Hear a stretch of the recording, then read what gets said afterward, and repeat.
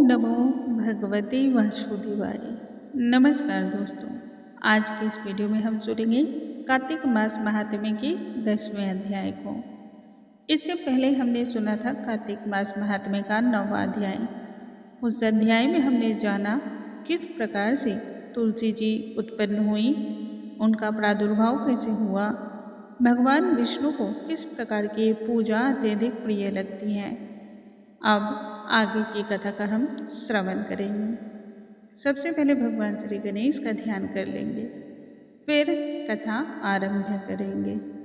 ओम श्री गणेशाय नमः। ओम नमो भगवते वासुदेवाय। राजा पृथु बोले, हे ऋषि श्रेष्ठ नारद जी, आपको हमारा प्रणाम है। कृपया अब यह बताने की कृपा करें कि जब भगवान शंकर ने अपने मस्तक के तेज को क्षीर सागर में डाला तब उस समय क्या हुआ।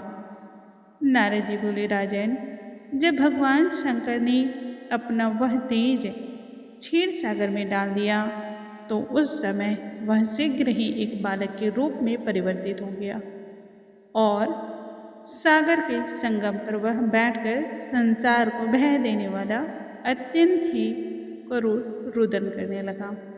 उसके रुदन से संपूर्ण जगत व्याकुल और बेचैन हो उठा। लोकपाल भी इससे व्याकुल हो गए। चराचर चलायमान हो गया। शंकर सुवन के रुदन से संपूर्ण ब्रह्मांड व्याकुल तो हो ही गया। यह देखकर देवताओं और ऋषि मुनि भी बेचैन हो गए और अपनी इस समस्या के समाधान हेतु ब्रह्मा जी की शरण में गए। उन्हें प्रणाम किया और उनकी स्तुति करने लगे। उन सभी ने तब ब्रह्मा जी से कहा, हे पितामह, यह तो बहुत ही विकट परिस्थिति उत्पन्न हो गई है। हे महायोगिन, इसका कोई न कोई उपाय कीजिए, इसको नष्ट कीजिए। तब देवताओं के मुख से इस प्रकार की बातें सुनकर ब्रह्मा जी सत्यलोक से उतरकर उस बालक को देखने हेतु सागर के तट पर आए। सागर ने ब्रह्मा जी को आता हुआ देखकर उन्हें साष्टांग प्रणाम किया और उस बालक को उठाकर ब्रह्मा जी की गोद में दे दिया।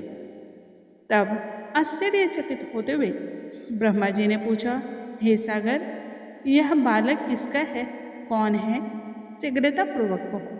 तब सागर ने हाथ जोड़ते हुए विनम्र स्वभाव से और बहुत ही विनम्रता के साथ कहा, हे प्रभु, यह तो मुझे भी ज्ञात नहीं, परंतु मैं इतना तो अवश्य ही जानता हूँ कि यह बालक गंगा सागर के संगम पर प्रकट हुआ है।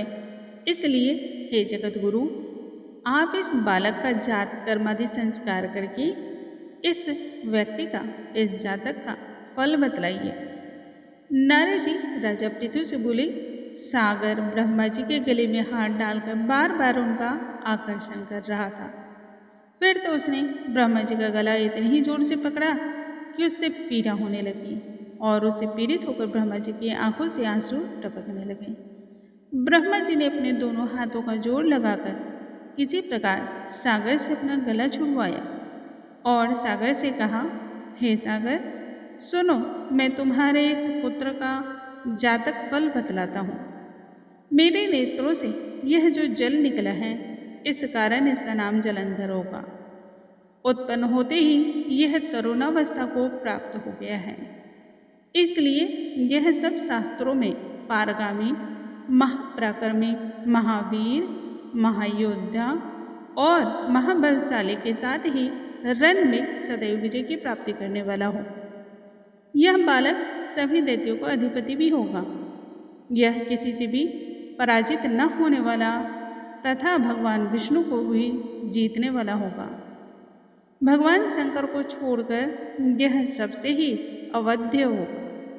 इसको वध करना इतना मुश्किल होगा कि कुछ कहा नहीं जा सकता है। जहाँ से इसकी उत्पत्ति हुई है, यह वहीं जाएगा भी। इसकी पत्नी बहुत ही पतिव्रता, सौभाग्यशाली, सर्वगुण संपन्न, सर्वांग सुंदरी, परम मनोहर, मधुर वचन को बोलने वाली तथा शील गुणवती होगी।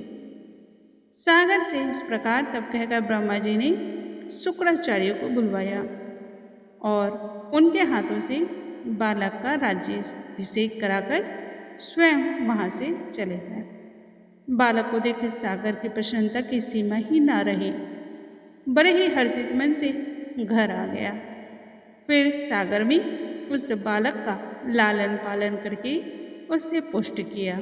कुछ समय के बाद कालनेमी नामक असुर को बुलाया और बुलाने के बाद वृंदा नामक कन्या से विधि पूर्वक उसका विवाह करा दिया। वृंदा बहुत ही उत्तम कुल में जन्म हुई थी। उस विवाह के अवसर पर बहुत बड़ा महोत्सव रखा गया। श्री शुक्राचार्य के प्रभाव से पत्नी सहित जलंधर दैत्यों का राजा भी उसके बाद हो गया। बोलो भगवान श्री नारायण की जय, भगवान श्री हरि की जय। इस प्रकार से कार्तिक मास महात्म्य के 10वें अध्याय का आज हमने सुना है। अब कल के अध्याय में हम सुनेंगे कार्तिक मास महात्म्य के 11वें अध्याय के बारे में। तब तक के लिए नमस्कार दोस्तों।